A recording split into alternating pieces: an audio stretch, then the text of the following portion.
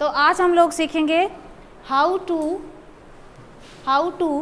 Delineate planning region. Planning region को हम कैसे डेलिनिएट करते हैं, मीन्स जो हमारे नियोजित प्रदेश हैं। इससे पहले हम लोगों ने पढ़ा कि नियोजित प्रदेश क्या होते हैं। नियोजित प्रदेश वो प्रदेश होते हैं जिनके लिए हम प्लानिंग करते हैं। उस क्षेत्र का विकास करने के लिए हम उस क्षेत्र के लिए क्या करते हैं, प्लानिंग करते हैं। जिस क्षेत्र के लिए प्लानिंग करते हैं, योजना बनाते हैं, वो वाला जो क्षेत्र है वो क्या कहलाया जाता है, प्लानिंग रीजन कहलाया जाता है। अब उस प्लानिंग रीजन को डिमार्केट कैसे करना है। डेलिनिएट का मतलब है बेसिकली है सीमांकन करना। क्या है, सीमांकन करना, कि उसकी सीमा कैसे निर्धारित हमने करनी है। हमने ये कैसे पता लगाना है कि कितना कितना क्षेत्र जो है वो इस प्लानिंग रीजन में आएगा या कितना कितना एरिया है जो वो दूसरे प्लानिंग रीजन में जाएगा। तो प्लानिंग रीजन डिसाइड करते हुए, उसकी बाउंड्री लगाते हुए, ठीक है, लगाते समय हमें किन बातों का ध्यान रखना चाहिए, इनके बारे में आज हम सीखेंगे। और दूसरा हम ये सीखेंगे कि ये डेलिनिएशन है क्या और ये डिमार्केशन है क्या और ये हमारे लिए कैसे हेल्पफुल है, क्यों हम इन डिमार्केशन की बात करते हैं। ठीक है, ओके। तो principle of demarcation of planning region. Planning region का डिमार्केशन करते समय, नियोजित प्रदेशों की सीमाएं निर्धारित करते समय हमें कुछ सिद्धांतों को फॉलो करना पड़ता है। कुछ सिद्धांतों का जो है फॉलो करना पड़ता है, उनका अनुसरण करना पड़ता है, तभी जाके जो हमारे नियोजित प्रदेश बनते हैं वो अच्छे तरीके से बनते हैं। अब हमें कौन कौन सी बातों का इसमें ध्यान देना है, कौन से नियमों को इसमें ध्यान देना है, कौन से जो सिद्धांत हैं उनका ध्यान रखना है जब भी हम किसी प्लानिंग रीजन की बाउंड्री को निर्धारित कर रहे हैं। तो इतना तो समझ गए होंगे आप, बाउंड्री को निर्धारित करना मतलब ये एरिया कहां से कहां तक जाएगा, इसकी आउटलाइन क्या होगी। तो बेसिकली हम यहाँ पे क्या डिसाइड कर रहे हैं कि प्लानिंग रीजन की आउटलाइन क्या होगी, उसकी बाउंड्री कहां कहां कितनी कितनी होगी। ठीक है, कितना एरिया तक हमें इसको विस्तृत करना है या कितना सा एरिया हमने इसमें लेना है, उसको डिसाइड करते वक्त या उसको बनाते वक्त हमें कौन से सिद्धांतों का जो है वो ध्यान रखना है, कौन से नियमों का हमने ध्यान रखना है। So these are the principle. सबसे पहले हम बात करेंगे नेचुरल रीजन्स की, प्राकृतिक क्षेत्र। ठीक है, जब भी हम प्लानिंग रीजन को निर्धारित करेंगे, उसकी सीमाओं का निर्धारण करेंगे, तो हम सबसे पहले उसको क्या देखेंगे कि हमने उसी प्रदेश को लेना है जिसमें एक जैसा प्राकृतिक स्वरूप है। ठीक है, जो क्षेत्र जो है वो प्राकृतिक दृष्टि से एक हो, वहाँ पे जो नेचुरल फिनोमिना है वो एक जैसा हो, चाहे उसका क्लाइमेट एक जैसा हो, चाहे वहाँ की वेजिटेशन एक जैसी हो, चाहे वहाँ का सॉइल एक जैसी हो। ठीक है, तो नेचुरल फिनोमिना से रिलेटेड कोई भी एलिमेंट आपका हो सकता है, उसमें जो है वो एक रूपता होनी चाहिए, समरूपता होनी चाहिए। ठीक है, उस एरिया को हमने एक लेना जहाँ पे हमें लगे कि अब यहाँ पे नेचुरल फिनोमिना में थोड़ा सा डिफरेंस आ रहा है, जैसे यहाँ का क्लाइमेट डिफरेंट है और यहाँ से अगर हम आगे जाएं तो यहाँ का क्लाइमेट डिफरेंट है, या इतनी इतनी मिट्टी यहाँ पे सेम है और इस एरिया से हम आगे जाते हैं तो वहाँ पे मिट्टी थोड़ी सी डिफर करती है, तो उस एरिया को हम वहाँ से निकाल देंगे। ठीक है, उतना सा एरिया हम इसमें लेंगे जहाँ पे प्राकृतिक रूप से क्या पाई जाएगी, एक रूपता पाई जाएगी, समरूपता पाई जाएगी। ठीक है जी, नेक्स्ट पॉइंट है demarcation starts from lowest level. हम डिमार्केशन हमेशा स्टार्ट करते हैं छोटे लेवल से। ठीक है, हम प्लानिंग रीजन पहले छोटे लेवल से बनाते हैं। ठीक है, छोटे छोटे लेवल के प्लानिंग रीजन बनाते हैं, फिर उन प्लानिंग रीजन को हम बड़े बड़े लेवल में उनको ज्वाइन करते हैं और फिर उससे भी बड़े लेवल में उनको ज्वाइन कर सकते हैं। अब देखो, अगर हम इंडिया की बात करें तो इंडिया एज ए होल क्या है, एक कंट्री है, एक देश है। तो अगर इस दृष्टि से हम देखें तो पूरा का पूरा इंडिया एक प्लानिंग रीजन है। अगर हम भारतवर्ष से संबंधित कोई योजना बना रहे तो वो पूरे भारत देश के लिए इंप्लीमेंट होगी, तो भारत देश उस योजना के लिए क्या होगा, एक बहुत बड़ा क्षेत्र होगा। ठीक है, लेकिन इस योजना को इंप्लीमेंट करते वक्त हमें बहुत सारी समस्याओं का सामना करना पड़ेगा, क्योंकि भारतवर्ष का जो क्षेत्रफल है वो बहुत बड़ा है, बहुत ज़्यादा है, बहुत डाइवर्स है इसका एरिया। तो हमें क्या करना पड़ेगा, हमें छोटे छोटे एरियाज को प्लानिंग रीजन में बनाना पड़ेगा। इसलिए हम बात करते हैं कि जब भी हम डिमार्केशन करते हैं या सीमाओं का निर्धारण करते हैं तो सबसे पहले उस बड़े से एरिया में हम छोटे छोटे एरिया को अलग करते हैं जो एक जैसे हैं। वो छोटे छोटे एरिया बनाएंगे जो एक जैसे, फिर उन छोटे छोटे एरिया को 2 या 3 ग्रुप में डाल देंगे। ठीक है, 2 का एक ग्रुप हो सकता है, 3 छोटे छोटे रीजन का एक ग्रुप हो सकता है, 4 छोटे छोटे रीजन का एक और ग्रुप हो सकता है। तो इस तरीके से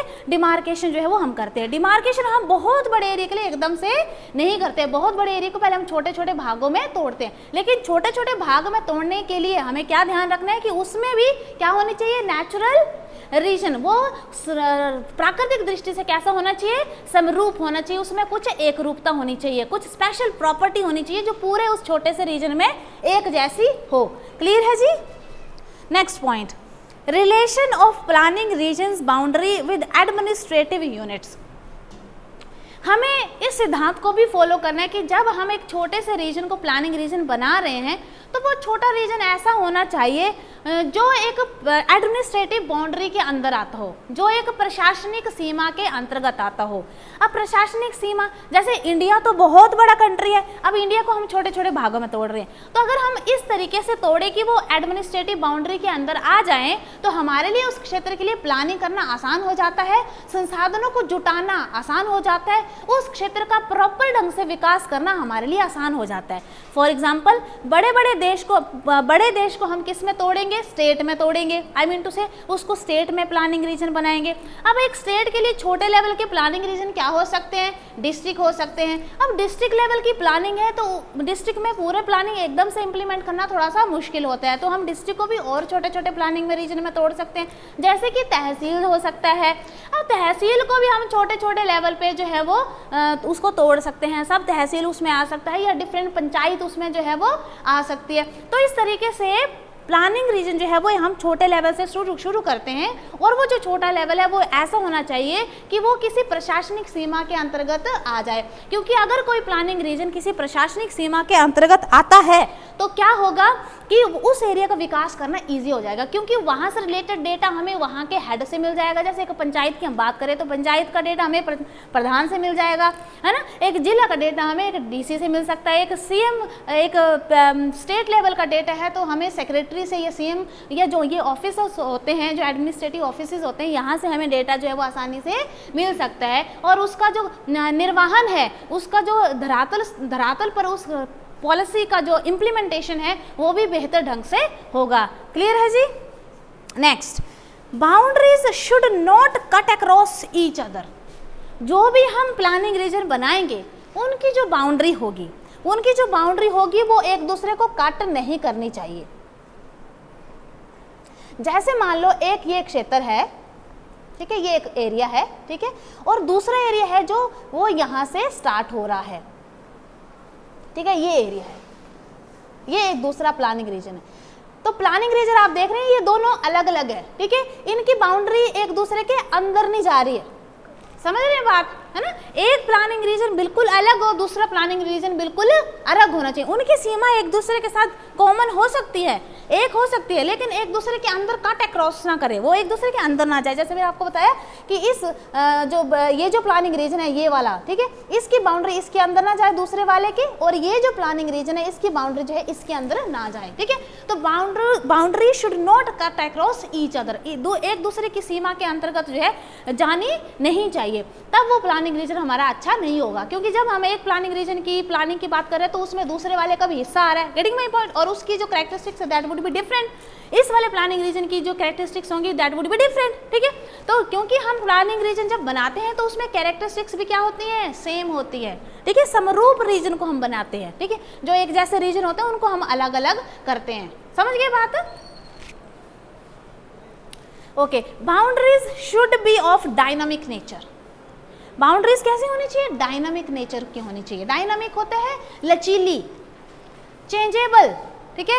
ऐसी सीमा, प्लानिंग रीजन की हम ऐसी सीमा बनाएंगे जो चेंज की जा सके समय के साथ साथ। देखो, क्योंकि समय एक जैसा नहीं होता है। अब समय के साथ साथ इंसान ने कितना ज़्यादा ग्रोथ की है, ठीक है, कितना ज़्यादा डेवलप किया है अपने आसपास के एनवायरनमेंट को, उसने कितना ज़्यादा डेवलप किया है, किसकी सहायता से, टेक्नोलॉजी की सहायता से, ठीक है।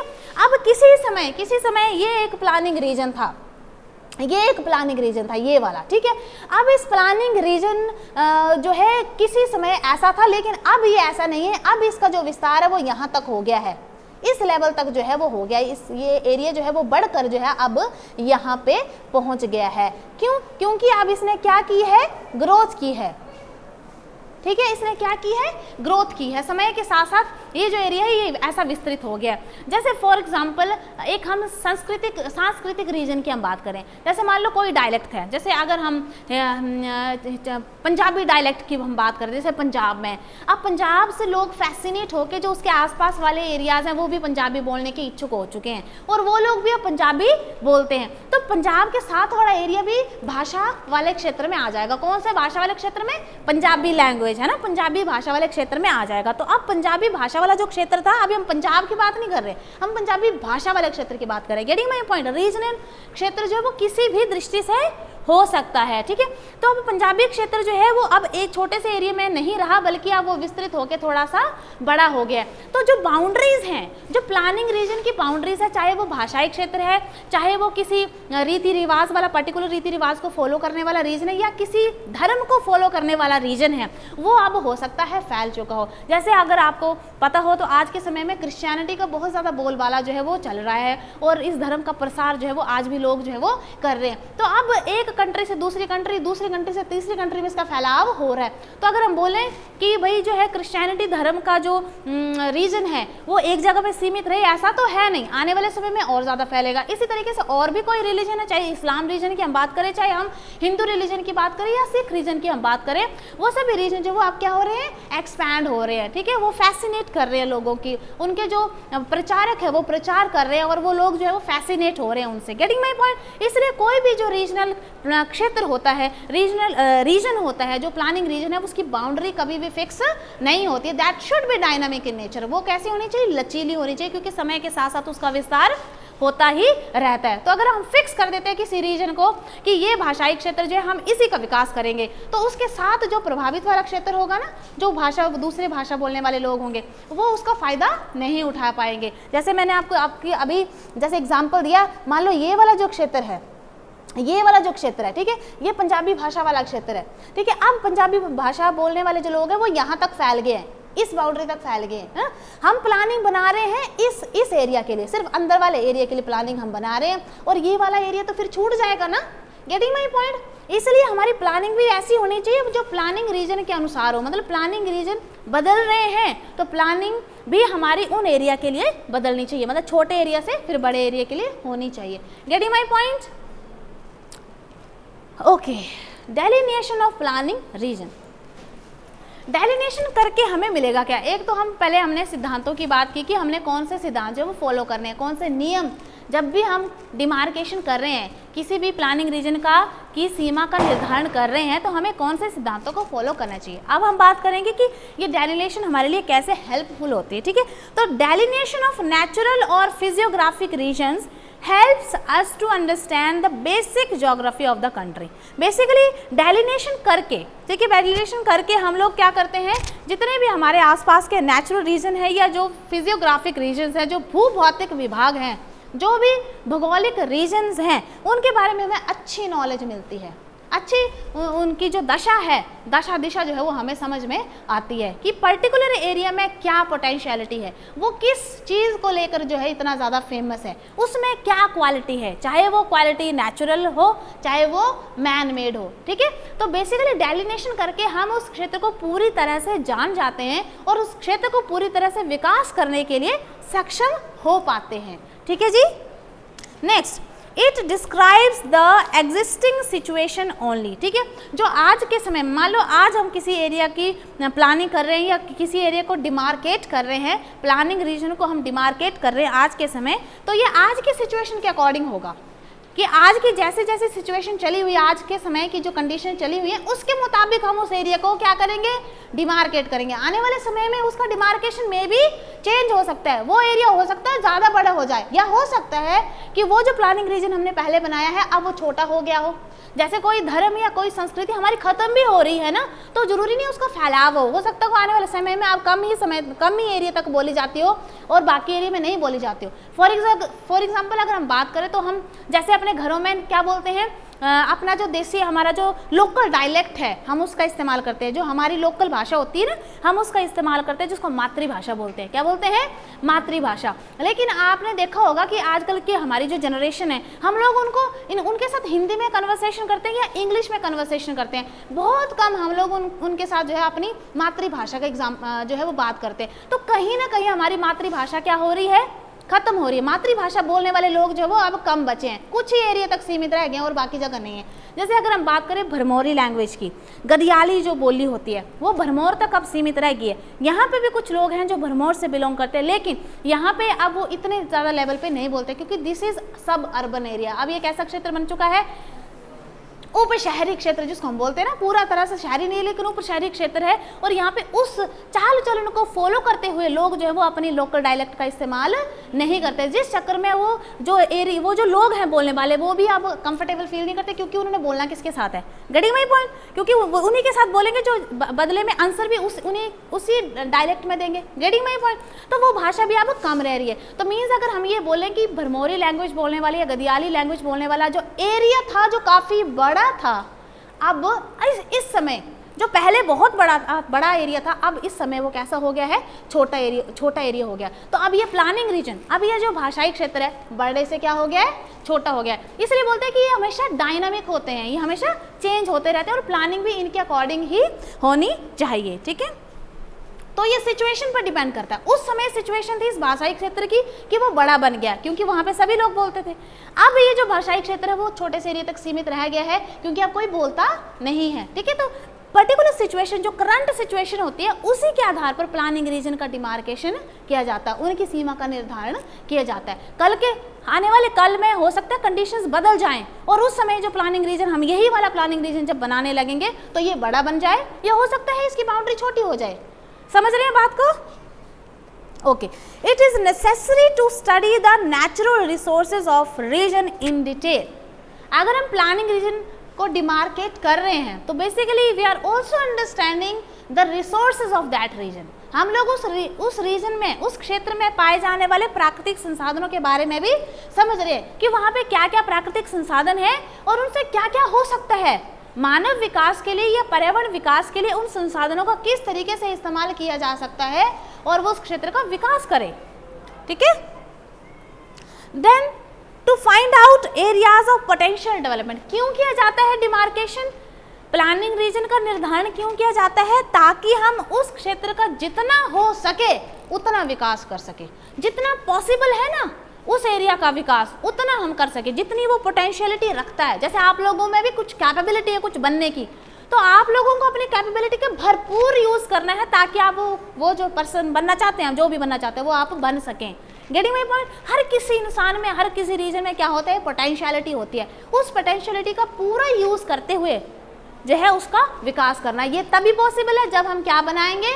प्लानिंग रीजन्स बनाएंगे। Getting my point?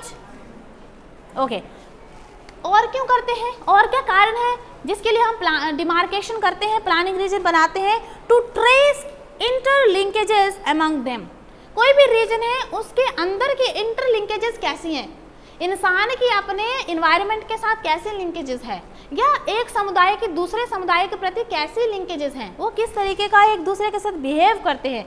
ठीक है, रिसोर्सेज का किस तरीके से वो इस्तेमाल करते हैं। ठीक है, और उन रिसोर्सेज ऐसे इंटरलिंकेजेस जान के हमें क्या मिलेगा? हमें इससे ये पता चलेगा कि वो कितना हद तक अपने रिसोर्सेज का इस्तेमाल कर चुके हैं और हमें कितने हद तक उसको लेके जाना है और किस तरीके से वो यूज़ कर रहे हैं। अगर वो सही ढंग से यूज़ नहीं कर रहे हैं तब हमें उनको बताना है कि इस तरीके से यूज़ करेंगे तो ये आने वाले भविष्य के लिए भी बच सकेंगे और आपके क्षेत्र का भी विकास हो सकता है। ठीक है, अच्छा, अब हम बात करेंगे कि what is the criteria for the delineation of planning region. Criteria for the delineation of planning region. जब भी नियोजित प्रदेश का हम सीमांकन करते हैं तो हमें कौन से क्राइटेरिया को फॉलो करना है। ठीक है, तो बेसिकली क्राइटेरिया और सिद्धांत एक जैसे हैं लेकिन हम इन सिद्धांतों को डिफरेंट कैटेगरी में डाल देते हैं। ठीक है, criteria for the delineation of planning region. ठीक है, नियोजित प्रदेश का निर्धारण करते हुए या सीमांकन करते हुए हमें कौन से क्राइटेरिया को ध्यान में रखना है। So these are the 3 criterias. There are 3 criterias, ठीक है, for delineation of planning region. कौन कौन से क्राइटेरिया है? तो इन 3 क्राइटेरिया को हमने 3 कैटेगरी में डाला है। First one is general category, next is regional cohesion, और तीसरा है प्लानिंग कन्वीनियंस। Planning convenience. तो जनरल कैटेगरी जो साधारण या क्या बोलते हैं उसको, साधारण जो कैटेगरी है, सबसे पहला जो वर्ग है, उसमें बात करते हैं हम क्राइटेरिया ऑफ एरिया कंटिन्यूटी। मतलब प्लानिंग रीजन ऐसा हो जो कैसा हो, कंटिन्यूअस हो, उसमें बीच में कोई तोड़ ना हो, उसमें बीच में कोई तोड़ ना हो। मीन्स एक एरिया है वो कुछ यहाँ तक सीमित है, एक छोटे से एरिया तक सीमित है, और उसका कुछ जो भाग है, ठीक है, जैसे मान लो एक एरिया है, ठीक है, वो पूरा यहाँ पे हो जाता है, और कुछ भाग जो हम इस प्लानिंग रीजन का यहाँ दूर रखते हैं, ठीक है। तो ऐसा नहीं होना चाहिए, प्लानिंग रीजन पूरा एक बाउंड्री के अंतर्गत आ जाना चाहिए, ठीक है। उसको बोलते हैं एरियल कंटिन्यूटी, ठीक है, एरिया कंटिन्यूटी होनी चाहिए, बीच में गैप नहीं होना चाहिए। दूसरा जनरल कैटेगरी में दूसरा जो क्राइटेरिया है, that is criteria of compactness of shape. Criteria of compactness of shape, ठीक है। अब यहाँ पे जो शेप है दैट शुड बी कॉम्पैक्ट। वो शेप मतलब इस तरीके की नहीं होना चाहिए कि जैसे एक जो है इस तरीके का, मान लो एक प्लानिंग रीजन है, जैसे एक जो प्लानिंग रीजन है वो आपका ये है, ठीक है, मान लो ये प्लानिंग रीजन, ओके। तो इसका जो बाउंड्री है मतलब कॉम्पैक्ट होना चाहिए, इसके जो शेप है वो कॉम्पैक्ट होनी चाहिए। मतलब ऐसा नहीं कि कुछ इस तरीके की बाउंड्री हो इसकी, ये इस तरीके की, it should be compact, you know, पूरा। मतलब अब इसके देखो एक सिरा जो है वो कहाँ तक चला गया, एक सिरा इसका कहाँ तक चला गया, और मैक्सिमम एरिया इसका पीछे रह गया है। तो ये कॉम्पैक्ट शेप होनी चाहिए, है ना। मतलब इधर उधर इतना ज़्यादा खिंचाव नहीं होना चाहिए कि आपको दूसरे वाले प्लानिंग रीजन से वहाँ पे एंटर हो, मतलब एंटर करके वहाँ पे आना पड़े, ठीक है। तो ऐसा प्लानिंग रीजन आपका नहीं होना चाहिए, ओके। अच्छा, अब दूसरा जो है वो है रीजनल कोहेजन। रीजनल कोहेजन मतलब एक किसी भी क्षेत्र की कुछ एक स्पेशल क्वालिटी जो है वो होनी चाहिए, जैसे कि क्राइटेरिया ऑफ फंक्शनल यूनिटी। दूसरा जो कैटेगरी है दैट इज रीजनल कोहेजन। लिखिए सब लोग, रीजनल कोहेजन, ठीक है। रीजनल कोहेजन में 2 तरह के क्राइटेरिया हैं। Number 1 is criteria of functional unity. Criteria of functional unity का मतलब है कि उस क्षेत्र में कोई ना कोई कार्य होना चाहिए। अब कार्य मतलब या तो एग्रीकल्चर रिलेटेड एक्टिविटी वहाँ पे चल रही हो पूरे क्षेत्र में, या वहाँ पे इंडस्ट्रीज हों, या उस पूरे क्षेत्र में कारखाने हों या फैक्ट्रीज हों, ठीक है। कोई ना कोई कार्य वहाँ पे हो रहा है, चाहे वहाँ के जो लोग हैं वो टर्शरी एक्टिविटीज़ में इन्वॉल्व है, सेवा क्षेत्र से संबंधित हो, ठीक है। तो फंक्शनल यूनिट मतलब वो एरिया जो है बेकार नहीं होना चाहिए, उसमें कोई ना कोई कार्य जो वो होना चाहिए जो इकोनॉमी से संबंधित हो, जो इकोनॉमी को क्या करे, ग्रो करे, जो इकोनॉमी के ग्रो करने में योगदान अपना दे। दूसरा जो क्राइटेरिया है इस कैटेगरी में, कौन सी कैटेगरी में, रीजनल कोहेजन की कैटेगरी में, वो है criteria of regional affinity. Regional affinity का मतलब होता है कि रीजनल अफेक्शन, है ना, वहाँ के जो समुदाय हैं वो उस एरिया को विकसित करने के लिए अपना योगदान देना चाहते हैं, वो चाहते हैं, वो रियल में चाहते हैं कि उस क्षेत्र का विकास हो, ठीक है। पूरे क्षेत्र की जितने भी समुदाय है, जीव जंतु, उनकी उस क्षेत्र के प्रति पूरी एफिनिटी होनी चाहिए, पूरा एफिनिटी उस क्षेत्र में पाई जानी चाहिए, तभी उस क्षेत्र का विकास संभव है। अगर प्लानिंग बनाई जाती है और वहाँ के लोग इंटरेस्टेड नहीं है उस क्षेत्र का विकास करने के लिए, तो वो अपना योगदान भी नहीं देंगे उस प्लानिंग को इम्प्लीमेंट करने के लिए, और उस क्षेत्र का विकास फिर नहीं हो पाएगा, ठीक है। Next is planning convenience.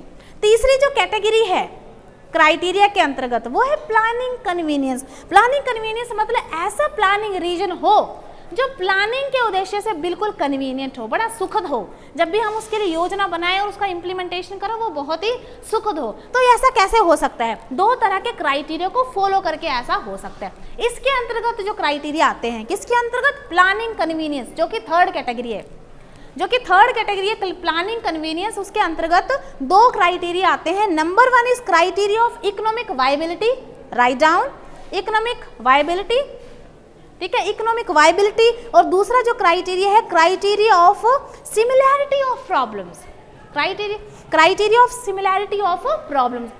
तो कन्वीनियंस कब होगी, किसी क्षेत्र के लिए प्लानिंग करना और उसको इम्प्लीमेंट करना, ये कब कन्वीनियंट होगा हमारे लिए, कब इजी होगा हमारे लिए, जब वहां पे क्या होगा, इकोनॉमिक वायबिलिटी होगी। इकोनॉमिक वायबिलिटी का मतलब होता है उस क्षेत्र की आर्थिक क्षमता, उस क्षेत्र क्या उस क्षेत्र में कोई आर्थिक क्षमता है जिससे उस क्षेत्र की आर्थिक क्षमता का इस्तेमाल करते हुए हम उसका विकास कर सके। जैसे कि रिसोर्सेज की मौजूदगी, संसाधनों की मौजूदगी। अब ये संसाधन कोई भी हो सकता है लेकिन आर्थिक दृष्टि से वो इम्पोर्टेंट हो, ठीक है। तो उस क्षेत्र में अगर कोई रिसोर्स अवेलेबल है जो आर्थिक दृष्टि से इम्पोर्टेंट है या महत्वपूर्ण है, तभी उस क्षेत्र का विकास पॉसिबल है। चाहे वहाँ पे कॉटन निकाला जाता हो, चाहे वहाँ पे गेहूं निकाला जाता हो, चाहे वहाँ पे मक्की निकाला जाता हो, हर किसी का इंपॉर्टेंस है ना। कोई भी प्रोडक्ट जो है वो निकाला जाए, उसकी इंपॉर्टेंस होनी चाहिए, तभी उस क्षेत्र का विकास हो। अगर कोई ऐसा एरिया जहाँ पे कुछ नहीं है, फिर वहाँ पे हम उस क्षेत्र का विकास कैसे कर सकते हैं? तो ऐसा एरिया हमें चूज करना चाहिए जहाँ पे कुछ रिसोर्स जो है मिल सके। अगर किसी एरिया में रिसोर्सेज नहीं है तो आसपास वाले क्षेत्रों को हमें उसके साथ जोड़ लेना चाहिए, ताकि उस क्षेत्र के जो संसाधन है वो उस क्षेत्र में भी यूज किए जा सके। तभी बात करते हैं ना कि नेचुरल कोहेजन या नेचुरल रीजन जो है वो होना चाहिए, सिमिलैरिटी उसमें होनी चाहिए। दूसरा जो क्राइटेरिया इसके अंतर्गत है वो है criteria of similarity of problems. उस पूरे क्षेत्र की जितने भी समस्याएं उसमें एक रूपता होनी चाहिए। ऐसा नहीं कि इतना सा एरिया है और उस एरिया में एक कोने पे अलग प्रॉब्लम है, दूसरे कोने पे अलग है और तीसरे कोने पे अलग प्रॉब्लम है, तब उस क्षेत्र का विकास करना थोड़ा सा मुश्किल हो जाता। तो हमने प्लानिंग रीजन वो बनाना है जिसमें हमने क्या देखना है कि प्रॉब्लम की सिमिलैरिटी होनी चाहिए। उस पूरे क्षेत्र की जो समस्याएं हैं वो एक जैसी होनी चाहिए, क्योंकि एक जैसी समस्या होगी तो एक जैसा समाधान होगा, एक जैसा समाधान होगा तो उसका इम्प्लीमेंटेशन भी करना हमारे लिए ईजी हो जाएगा। तो ईजी मतलब कन्वीनियंस। तो कन्वीनियंस की दृष्टि से कन्वीनियंस की दृष्टि से हमें ये क्राइटेरिया जो वो फॉलो करने पड़ेंगे। तो कितने तरह के क्राइटेरिया है प्लानिंग रीजन को डेलिनेट करने के लिए, सीमांकित करने के लिए? 3 क्राइटेरिया है, ठीक है। इन तीनों क्राइटेरिया को मेन हमने 3 कैटेगरी में डाला है। पहली कैटेगरी है जनरल कैटेगरी, दूसरी कैटेगरी है रीजनल कोहेजन और तीसरी जो कैटेगरी है वो है प्लानिंग कन्वीनियंस। जो जनरल कैटेगरी है उसमें 2 क्राइटेरिया है, criteria of area continuity, area continue होना चाहिए, दूसरा है criteria of compactness and shape, compactness of shape. दूसरा जो मेन कैटेगरी है वो है रीजनल कोहेजन, उसमें 2 तरह के क्राइटेरिया है। क्राइटेरिया ऑफ फंक्शनल यूनिटी मतलब कोई ना कोई कार्य वहाँ पे होना चाहिए, कार्य चल रहा हो वहाँ पे, और दूसरा क्राइटेरिया है इसमें criteria of regional affinity, regional affinity वहाँ पे होनी चाहिए। तीसरा जो कैटेगरी है क्राइटेरिया की वो है प्लानिंग कन्वीनियंस। इसके अंतर्गत भी 2 क्राइटेरिया आते हैं, एक है criteria of economic viability and criteria of similarity of problems. तो आई होप आप सब समझ गए हैं। Thank you so much.